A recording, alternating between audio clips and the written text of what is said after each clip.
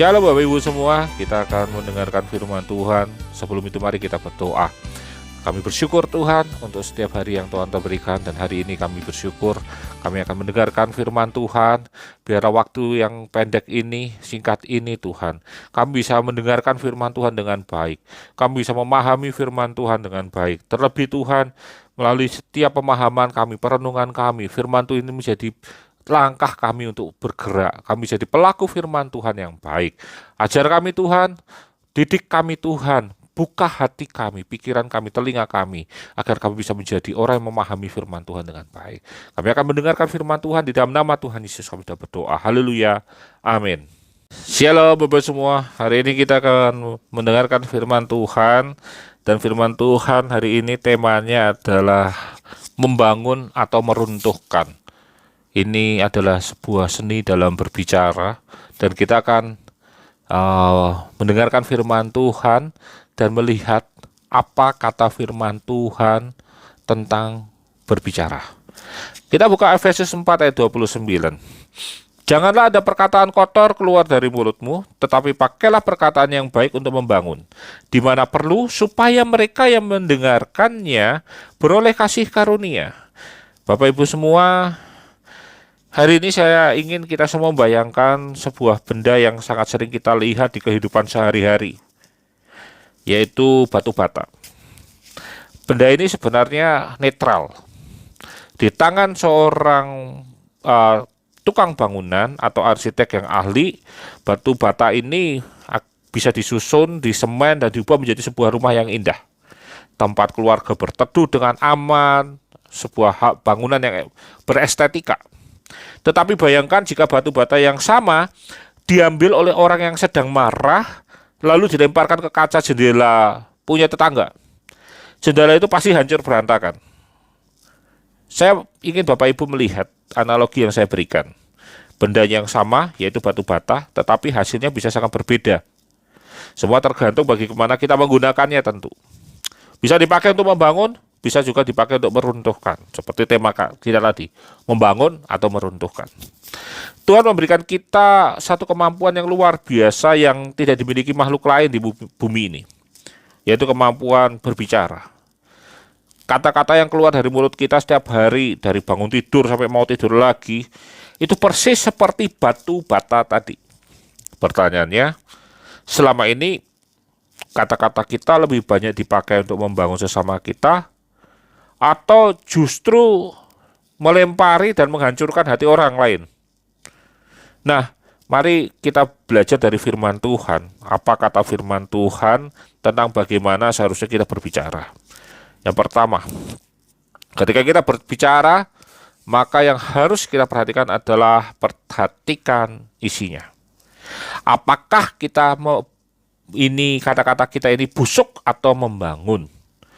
Rasul Petrus berkata, janganlah ada perkataan kotor keluar dari mulutmu. Dalam bahasa aslinya, kata kotor di sini menggunakan istilah yang biasa dipakai untuk menggambarkan buah atau ikan yang busuk. Atau gambarannya gini, ketika kita bicara tentang buah dan ikan yang busuk, itu adalah sesuatu benda yang kalau dibiarkan, itu akan menyebarkan bau yang tidak sedap dan membuat busuk tempat yang lain, tempat di mana dia berada, atau benda-benda di sekitarnya, dan menjadi sarang penyakit. Jadi perkataan kotor di mata Tuhan bukan cuma sumpah serapah yang kasar, bukan cuma perkataan yang maki-makian, kata-kata kasar, kata-kata kotor itu, tapi lebih dari itu. Ini lebih substansial, lebih tajam lagi, yaitu perkataan kotor yang dimaksud dalam Efesus itu adalah perkataan yang busuk, atau perkataan yang membuat suasana menjadi beracun, lingkungan menjadi beracun. Nah, atau orang terkenal katanya toksik. Contohnya gosip. Gosip itu tentang menceritakan kejelekan orang lain, tapi belum tentu dia melihat sendiri kejelekannya. Atau jangan-jangan setiap orang itu punya kelemahan. Iya, bisa aja orang yang kita gosipin itu sebenarnya memang berbuat seperti itu, tapi mungkin dia tidak sengaja. Tapi karena kita sukanya bergosip, maka sesuatu itu digosok makin sip. Nah, ini yang menjadi satu hal yang bahaya. Atau bentuknya juga dalam bentuk keluhan tanpa henti. Dari pagi sampai malam isinya cuma mengeluh tentang cuaca, pekerjaan, pasangan, wah segala macam dikeluhkan. Ketemu orang isinya ngeluh tok. Itu paling orang bilang paling bebei. Wes paling males sih itu. Kalau saya udah dengar seperti orang seperti itu, rasanya wes nggak usah ketemu lah. Lihat aja suasana sudah gak enak. Saya punya teman yang isinya mengeluh. Apa-apa mengeluh. Keluarganya gini, anaknya gini, cucunya gini, bapaknya gini, suami, waduh keluhan semua. Setiap ngomongan itu isinya, wis gini uripku, wis gini uripku. Satu waktu dia ada di sekitar saya gitu. Dan dia sedang berbicara sama teman saya. Itu auranya dia keluhan itu sampai ke saya. Meskipun saya tidak mendengar dia mengeluh apa. Dan saya sebenarnya tidak melihat wajahnya. Tapi auranya saya bisa tebak dia lagi mengeluh. Wis payah itu. Yang ketiga adalah kritikan yang mematikan. Nah ini, seringkali kita berlari cuma jujur. Kata-kata, saya cuma jujur yang katakan sama kamu ya. Gitu. Padahal kata-kata kita sedang menghancurkan harga diri orang lain. Saya seringkali mengatakan seperti ini. Ketika kita diundang orang untuk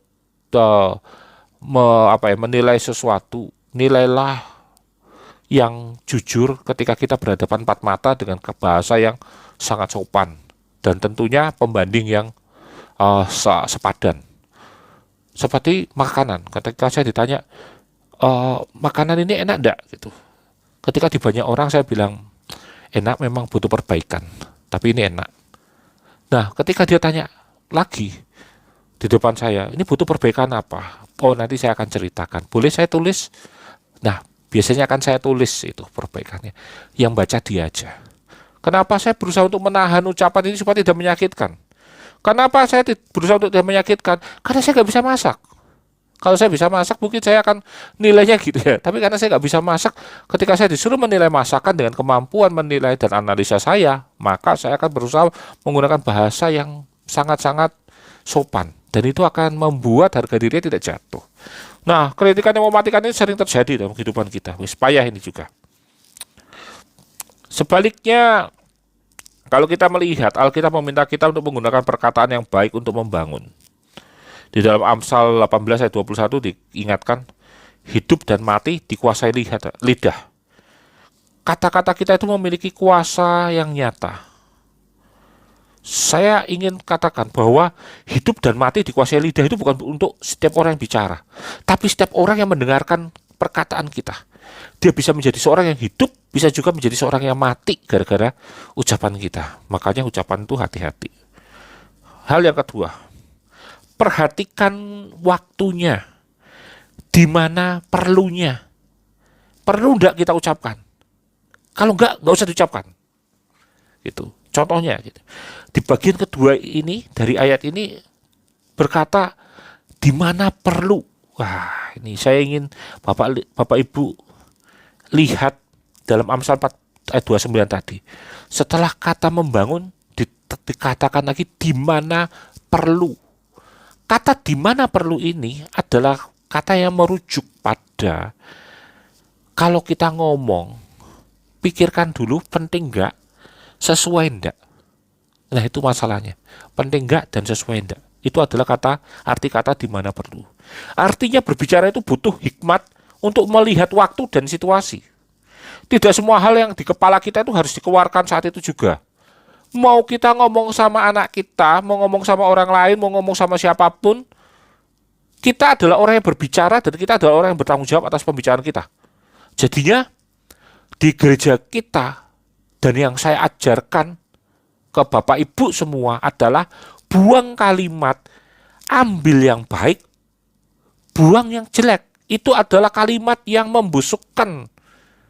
Kalimat yang benar adalah hati-hati dalam berbicara. Pikirkan dahulu dalam bicara. Siapapun itu pendengar kita. Amsal 25 ayat 11 berkata gini. Perkataan yang diucapkan tepat pada waktunya adalah seperti buah apel emas di pinggan perak. Itu sebuah hal yang indah dan berharga. Perkataan yang baik sekalipun jika disampaikan di waktu yang salah, bisa berakibat yang salah. Contohnya, ketika ada teman atau saudara kita yang sedang berduka karena kehilangan anggota keluarga.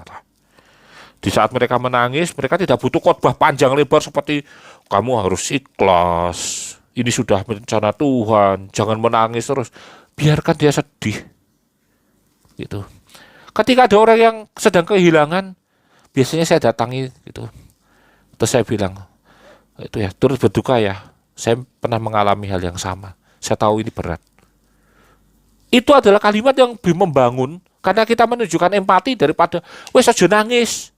Itu kalimat saya juga bingung, aja nangis lah, kamu orang kehilangan gitu ya. Kita hanya penonton. Kita seharusnya membangun kalimat yang empatik tadi. Menempatkan diri kita. Apakah kita akan melakukan hal yang sama ketika kita dihadapkan di situasi yang sama? Seperti itu. Bagaimanapun kalimat itu, bahkan terkadang kita lebih baik diam untuk dan mendampingi mereka daripada kita berbicara. Obat itu baik, ya, seperti kita bicara itu baik. Tapi kalau salah dosis dan salah waktu minumnya, obat itu bisa menjadi racun, bisa overdosis. Begitu juga dengan kata-kata kita. Kita harus peka. Apakah orang ini sedang dibutuh dikuatkan, atau sedang butuh ditegur, atau sedang butuh didengarkan, ataukah kita kalau nggak punya kesempatan, kemampuan untuk melakukan tiga hal itu, maka yang kita butuh lakukan adalah apakah orang ini sedang butuh di empati dari kita. Makanya kalau tidak ada bahan, nggak usah bicara. Kalau tidak jelas informasinya, nggak usah bicara. Diam itu emas. Poin yang ketiga, perhatikan sumbernya. Mulut itu adalah keran, hati itu adalah tandonnya. Mungkin kita akan berpikir susah sekali menjaga lidah ini. Kadang kalau sudah terlanjur emosi, kata-kata yang kasar itu keluar sendiri secara otomatis. Atau anak-anak saya selalu bilang kata-kata mutiara gitu ya. Kenapa itu bisa terjadi? Yesus memberikan jawaban di Matius 12 ayat 34 bagian B. Karena yang diucapkan mulut meluap dari hati. Mulut kita itu sebenarnya cuma seperti keran air. Kalau air yang keluar dari keran itu kotor, berlumpur dan bau, yang salah bukan kerannya, melainkan sumber airnya di dalam tandon. Jika hati kita itu penuh dengan kepahitan, dendam, rasa iri, dan kesombongan, maka yang diajarkan teknik komunikasi yang sehat pun, apapun yang keluar dari mulut kita, lambat laun akan tetap kata-kata yang sama, atau kata-kata yang menggambarkan dari apa yang ada di dalam hati kita. Jadinya, siapapun di dalam hidup ini tidak bisa lepas dari hatinya. Seorang hamba Tuhan, mau seorang pemungut cukai, mau siapapun, semua perkataan akan tergantung dari hatinya. Kalau hatinya penuh dengan kebusukan segala macam, ya itu, mulutnya juga akan penuh itu. Tapi kalau hati kita dipenuhi dengan ucapan syukur, kasih Yesus dan kedamaian, maka secara alami kata-kata yang keluar adalah perkataan yang menyejukkan, membangun dan menyalurkan kasih karunia bagi yang mendengarkannya. Jadi langkah pertama untuk memperbaiki cara kita berbicara bukan sekedar menahan mulut, melainkan berlutut dan berdoa. Mungkin kita perlu kata, Tuhan selidiki hatiku, bersihkan hatiku dari segala kepahitan.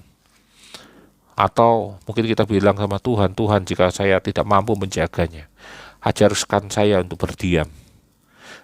Ajarkan saya untuk tidak berkata aku, saya, ataupun menceritakan tentang diri saya. Ajarkan saya Tuhan untuk agar saya bisa bicara sesuatu yang membangun orang lain, bukan untuk diri saya sendiri. Mari Bapak Ibu, mulai hari ini kita pensiun menjadi orang yang suka meruntuhkan sesama kita dengan ucapan. Mari kita berkomitmen jadi arsitek kata-kata yang membangun semangat. Dan mulai esok, ketika Bapak Ibu selesai mendengarkan firman ini, cobalah mengganti dan berpikir dulu kalimat-kalimat apa yang perlu kita ucapkan. Jika kita bisa membangun orang, bangunlah orang itu. Jika kita tidak bisa membangun orang, diamlah. Jika kita sedang marah, diamlah. Jika kita sedang sebel, diamlah. Mood kita jelek, diamlah. Belajarlah untuk diam, karena diam itu bisa menjadi emas. Tapi ketika kita bicara, Bicara yang tepat adalah sebuah permata dalam kehidupan. Dia menjadi batu bata yang membangun hidup kita. Mari kita renungkan firman Tuhan ini dan kita berdoa Tuhan memberkati. Kita sudah mendengarkan firman Tuhan, mari Bapak Ibu semua kita berdoa. Terima kasih Tuhan, hari ini Engkau mengingatkan kami akan kami menjaga lisan kami, agar kami bisa membangun setiap kehidupan ini melalui ucapan kami, dan ucapan kami bukan menjadi ucapan yang sia-sia, tapi ucapan kami menjadi berkat bagi yang lain, terlebih membangun hidup kami juga. Ajar kami Tuhan untuk kami bisa mengelola hati kami, mengelola pikiran kami, menjaga emosi kami agar kami bisa mengucapkan ucapan yang menjadi berkat bagi yang lain. Terima kasih Bapa, hamba-Mu sudah selesai berbicara. Biarlah benih firman Tuhan yang ditaburkan mau bertumbuh, berbuah, dan berbuah tetap dalam hidup kami. Dan kami tutup KPA online pada hari ini. Dalam nama Tuhan Yesus kami sudah berdoa dan mengucap syukur. Haleluya, amin.